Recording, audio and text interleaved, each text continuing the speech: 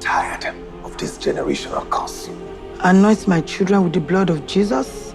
We are not cursed. Then what are we? We are a special family. And the first thing you say to your wife is to ask me who my guest is. Tell me. My name is Chimamanda. Over time, I have been ridiculed, mocked by the society, simply because I have 4 kids, 4 beautiful girls. They ridicule me, telling me I am not fit to be called a woman because I don't have any.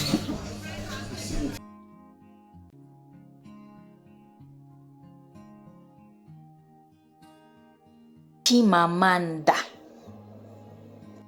My God would never ever fail. Look at me today. Just as the prophet has prophesied, my 5th child would be a bouncing baby boy. I can't wait to have this baby. I told my husband already. He's over the moon. He can't wait to carry his heir apparent. We are so excited. Our home is filled with joy and gladness. All our girls are excited to have a little brother. Our feminine family of all girls, is about to be blessed with a bouncing baby boy. Call me Mama BBB. Hey, easy.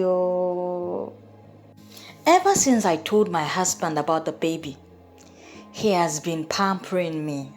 Oh my God, I never get to do anything. My due date is close, and I can't wait to hold my bouncing baby boy, my BBB, in my own hands. I opted for CS because all of my previous pregnancies were CS. I took my chance with this baby, but after now, I do not have the chance anymore. Later. I guess I've exhausted all of my options. The baby has arrived, but unfortunately, it was another girl. A bouncing baby girl. BBG, not the BBB Chimamanda was expecting. She was so disappointed. She cried like she wanted to die. She almost committed suicide. Her darling husband was right beside her the whole time, assuring her of his love and dedication, doing all he can to cheer her up.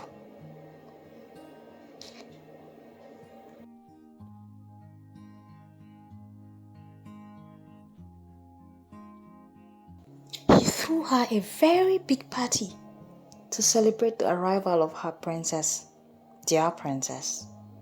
He adored her.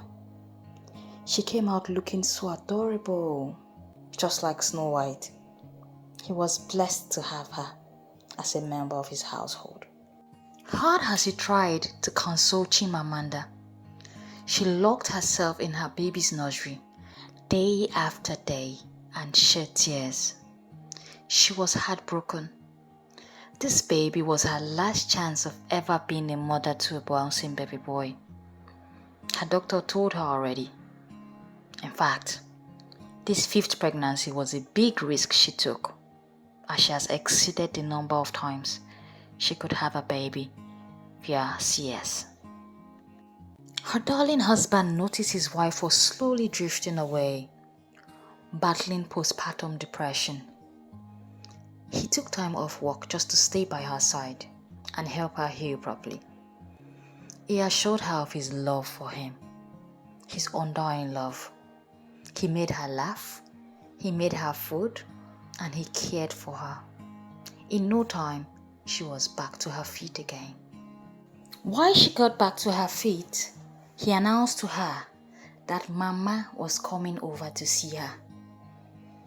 That news made her heart skip a beat. Mama was the least person she wanted to see at this point. She remembered after the 4th child, Mama taunted her. Mama reminded her that a woman without a male child is only a stranger in her husband's home, and her inability to give them a male child would cause the breakup of her marriage. Each time she reminisced over that word, she cried even more. She pulled herself together, went into the kitchen to make something really nice for Mama. She was anxious but hopeful. Mama would be a different person this time around. Mama came with her sister, Auntie Folake. Fire, fire, fire.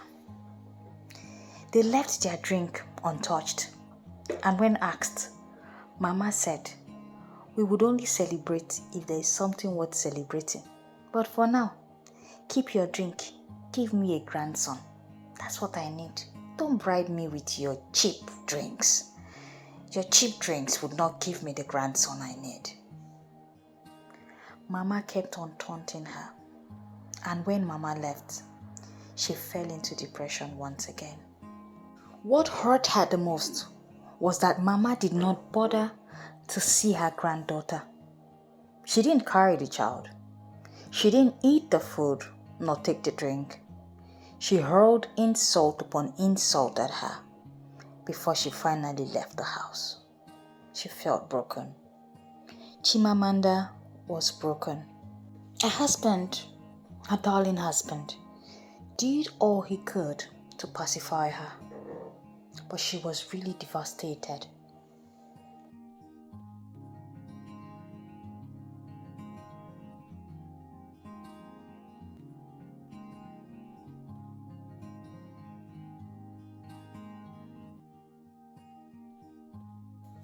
Chimamanda drove home listening to her favorite track. She was so excited. The secondary school reunion party was a hit. She was so happy to meet with her old friend all over again. They were inseparable.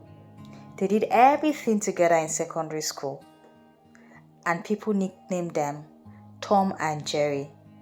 You could never see Chimamanda without seeing Folake. They were that close. They lost contact along the line, but reunited during the party. She was so excited. They promised to see again the next weekend, and she couldn't wait to catch up on all the juicy gist she must have lost. On the D-Day, Folake came over to the house. She marveled at the mansion. Chimamanda's husband was wealthy. "You got yourself a rich man," she told her friend. "Well, I know you've always had eyes for all the good things." Chimamanda told her lots of beautiful things about her husband. She told her husband was away on a business trip and usually traveled often, so most of the time she was stuck home with her 5 girls. She confided in Folake that the only problem they had as a couple was her inability to give her husband a male child. Folake consoled her and assured her that provided her husband was on her side, she didn't have anything to worry about. They agreed to meet up again the next weekend, and they had beautiful conversations. However, Folake had something bothering her mind. She got home and couldn't sleep. She kept turning and tossing around on her bed and thinking about the event of the past few weeks. She lived alone with her son, Dimeji, just the two of them, in her small house. The next day, she went to see her friend Chimamanda and confided in her that she had something troubling her and asked for permission to always come visit her whenever she wanted. Chimamanda was excited. She loved to have her friend around her all the time and told her she was free to come into the house whenever she wanted.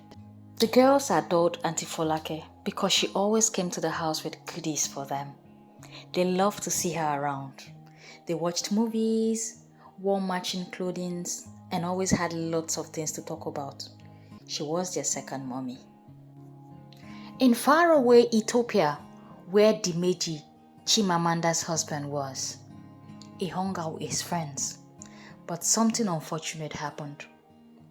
Chooks, one of his colleagues, blurted out in public, "Hey you, when real men talk, you should enter under the table and hide. Oh. On this table are real men, men with sons, not a chicken like you, brooding girls all over the place. You had better bring a man to the world if you want to sit in a table of men, not just bringing women. I don't know what you are using them for." He spoke and everybody at the table laughed. Dimeji felt his ego bruised. This was not the first, or second, or third, or fourth time people insulted him over his inability to have a male child. It was getting to him. He stayed away from home intentionally because he couldn't stand looking at his girls. Seeing them all the time made him depressed. He had to just stay away, just get something doing outside the house. He didn't know how to go about it. He knew he desperately needed to have a male child. His wife got fed up with him staying away from the house all the time under the guise of working. And this issue caused so many quarrels amongst them.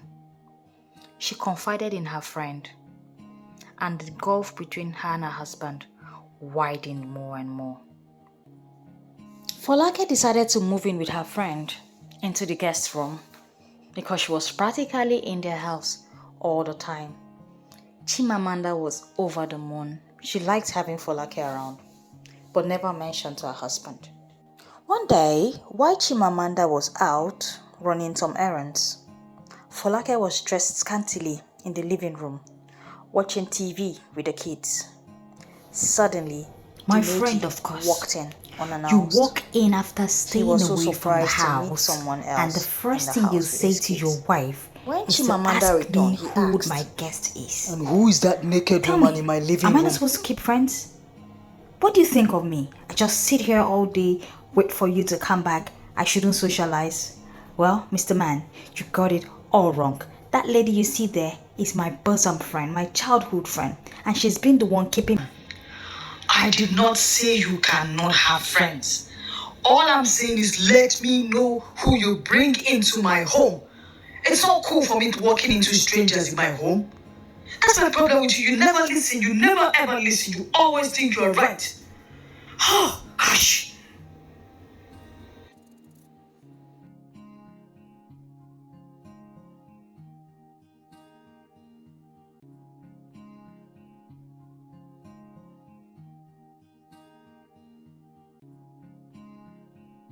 He picked up his car keys and left again. The next day. Folake was the last person he ever imagined would come to his home. How? Folake. How did she know Chimamanda? How? Why? The next day, an elderly neighbor who was close to Chimamanda called her in for a chat. She warned her against keeping her friend in her matrimonial home and advised her to walk with wisdom. She said it wasn't healthy for a young marriage to have a scantily dressed woman always lurking around the house. She told her to use her tongue to count her teeth and do all she can to protect her family. While she was at the neighbor's, Folake mysteriously moved all her things out of the apartment without saying a word to Chimamanda. She moved every single thing and told the kids to tell her mom that she was gone. Chimamanda was so worried when she got back. She thought Dimeji said something hurtful to Folake that made her leave. She tried calling her, but she never responded. She called her husband too, but he didn't pick up nor come back to the house. She was worried and sad. She didn't know what to think anymore. Dimeji walked into Club 007. He got a message on his phone asking him to be at Club 007 at 2 p.m. He didn't know who the message came from, but he knew he had to be there. He went there and waited, but didn't see anyone. At about 2:30, The waiter passed him a note, and in that note, there was a message directing him to come to the other side of the bar, away from public glare. He walked in, and there she was, sitting like the demon she is, Omofolake. He looked at her and asked, "What do you want from me?" "I have something that belongs to you, which might be of interest to you, you know." "I know everything." "I know you live in a female hostel, surrounded by chicks all over." "Well, our son is 17 years. He was 17 years last week." The Meji ran the moment he heard that from her. He ran fast. He ran home. He couldn't believe his ears. He dated Folake 17 years ago, but they never had a child. He knew her before he met his wife, Chimamanda. In fact, he broke up with her to get married to Chimamanda. But Chimamanda never knew about Folake. Folake was a beast man. She gave him so much headache, he had to run for his dear life. And now she says he has a son with